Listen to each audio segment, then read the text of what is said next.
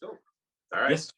So we're on Zoom country with Nate Smith. Nate, man, how you doing? First and foremost. I'm great, Derek. How you doing, brother? You know what? Taking it one day at a time, but all things considered, hey. Yes, we're all doing great. If we're here, we're doing great. That's it, man. So I've been asking everybody. So what did you learn about yourself last year? Man, I learned that I really needed some time off. That's one thing I learned, is that I didn't realize how hard I was working before all the work stopped, Yeah. And I also realized that I can be a little hard on myself for not being productive, when there's nothing to do and you feel like you should be doing something. It's really easy to be hard on yourself about it.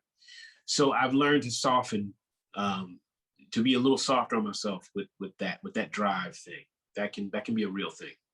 Yeah, tell me about it. Yeah, I know a guy. Right. So for you, Nate, so for folks who are just learning about this music, here's one of the silver linings of 2020. People discovered jazz for the first time, which has been really amazing. So literally, we have a whole new world of folks who are just completely new to this sound. Yeah. Like Miles Davis, Betty Carter, Dave Brubeck, which is incredible. So, I mean, there's some silver linings out of all this. People have actually had a chance to discover what's been in their front yard and backyard their whole lives. Right. For sure. That's cool.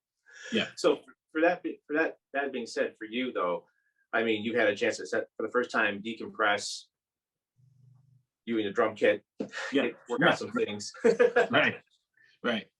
So that said, again, for you, for last year, I mean, were you able to do some writing? You got some writing in. You were able to get some things going out for you. So what did you end up doing? Because you couldn't tour anymore. Yeah, I ended up focusing on creating and really focusing on like the process of creating too. Just, I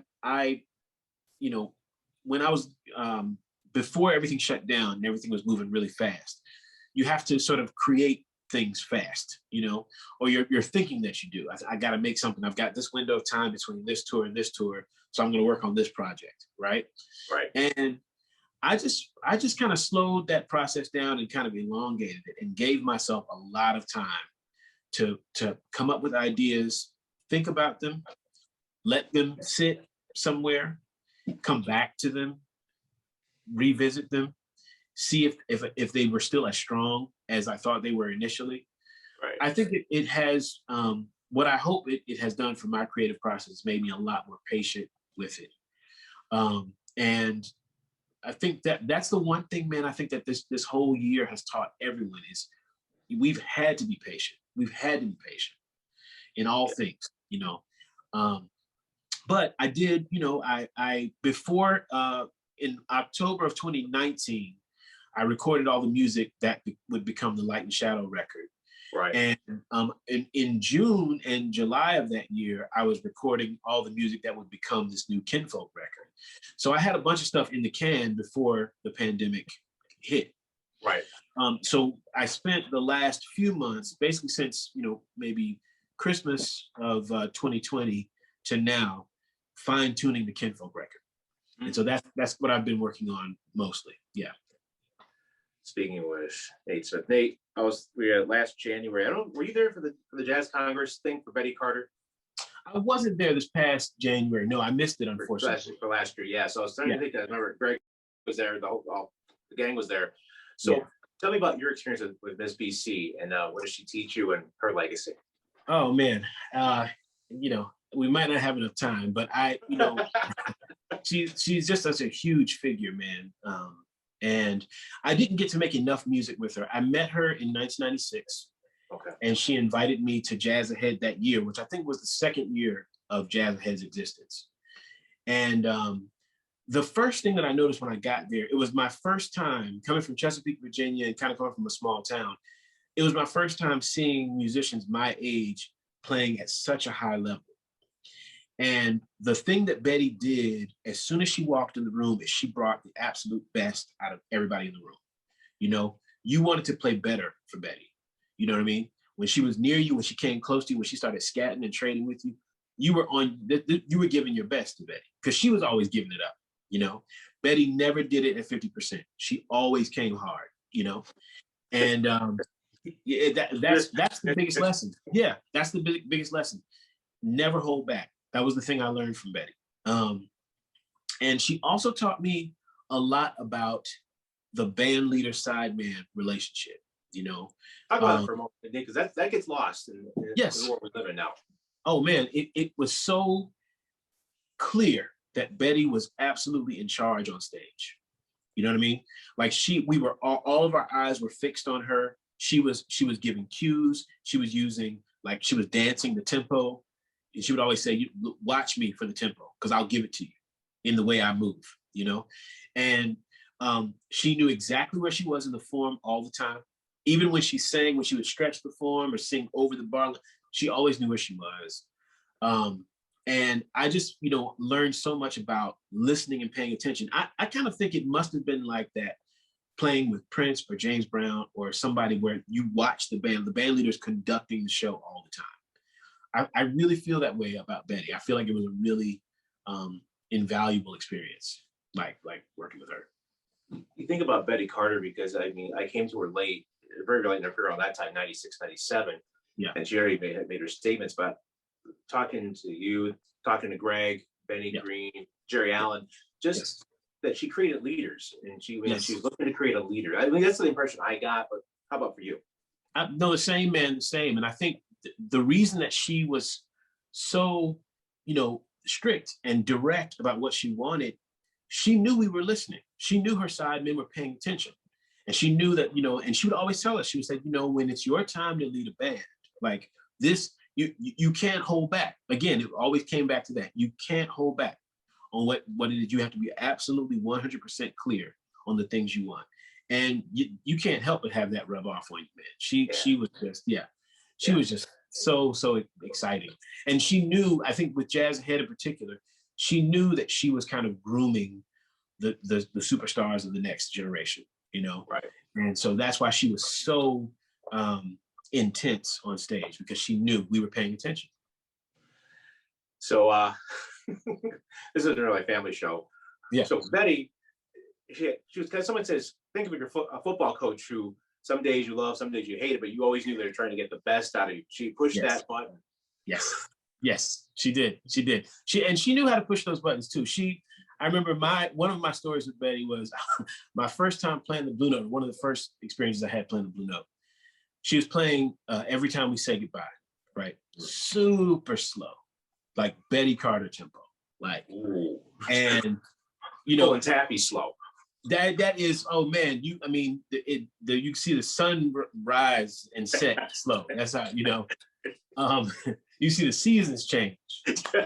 And I remember J.D. Allen was on the gig, and J.D. played half a chorus, and he came back to me and he whispered, man, he said, man, that's a slow ballad. He whispered in my ear. He's like, man, that's slow, bro. But I remember I was so nervous on stage. I was still learning how to play ballads. And so I'm playing all my brush stuff. I'm putting all these colors in, all these flurries and all this stuff. Betty sings a verse, backs up to me, gets off the mic and says, it's too noisy, in my ear to me. Right? And so and I knew exactly what she meant. I looked down at and I reined it in. An absolute masterclass. Like, you could go to a drum clinic and talk about playing a ballad, and she communicated that idea so quickly. It was so great. It was great. Yeah. It's a great story, Nate. Yeah. Speaking with Nate Smith. So now for the next generation of folks who are learning how to play this music, as you know, you've seen the transition, because you coming up, you have to either play everything: rock, funk, soul, blues, jazz, all of it. You have to do it well. Yeah. Now there are a lot of drummers who've come up, and you've seen them, that they can play one thing well, but they can't transition to anything else. So how do we get that back? The drummers who can play, who have to be able to play everything. Man, that's a great question. I grew up playing wedding gigs, man. I played wedding gigs, I played bars, I played cover bands, I did it all. And I played in church, not as much as some musicians who come who are steeped in that, but I did play in Baptist church in my teens. And I really think, I look back over that whole life cycle of learning music as it relates to the audience, not just as it relates to a field of study, you know. Yeah.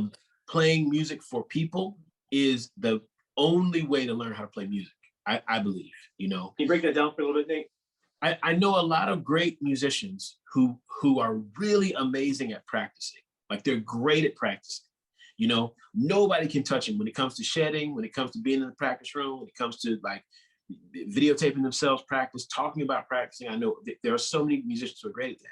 But getting out in front of people who paid, who may or may not care about how much you practice, but who want to receive something from the music, using the music to give that thing to them, that's something you can only learn by doing it in front of people. That you can only learn that by doing it in front of people. And I'm grateful for all of the wedding, all the cover band gigs, all the, you know, cruise ship gigs, all the theme park gigs I did, because I learned a lot about how music reaches people in real time, and not just the theory of being in a practice room and thinking, okay, I'm going to execute these things, and when I go play them on stage, the people will know that I'm executing these things I've practiced. You know, I don't think most people care that much about it. They just want to listen to music and be moved, entertained, you know, inspired, you know. So that's kind of what I mean by it. And so to younger musicians, I say, play as much as you can in front of people and play music that you aren't that good at. Play it, you know, and play it in front of people. Like, you know, fail a few times. You know, it's important to fail a few times so you'll learn what not to do.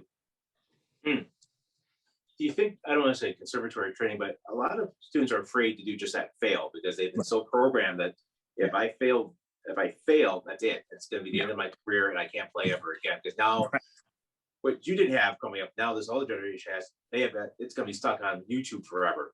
Right. It's permanently there because somebody always has a camera, a phone. Right. You know, one of my most famous viral videos is of me dropping a stick in the middle of a drum solo and trying to play the rest of the solo with one stick, right? Yeah. So, you know, I know a thing or two about, you know, messing up on camera. You know what I mean? I know a thing or two about it. And one of the things I do know is that I actually believe that the audience wants to give you the benefit of the doubt. I really believe that. The audience wants to give you the benefit of the doubt. The audience wants to see a human being playing the music. So you go for a note, you don't hit it. You go for a thing, you miss. You know, if you go back for it and get it, that's the thing people can cheer for. You know, you can go out and play and go for a fill and blow it, but if the next time around you go for the same fill and you nail it. I mean, how many notes did Miles Davis miss in live concerts? You know, and he would go right back for him. He would try it and he would wait and then he would go right back and eventually he'd get it, you know? So I just think, and those concerts are immortalized. You know, we've been studying them. We study the mistakes. Yeah. There's beauty in mistakes, you know? Yeah.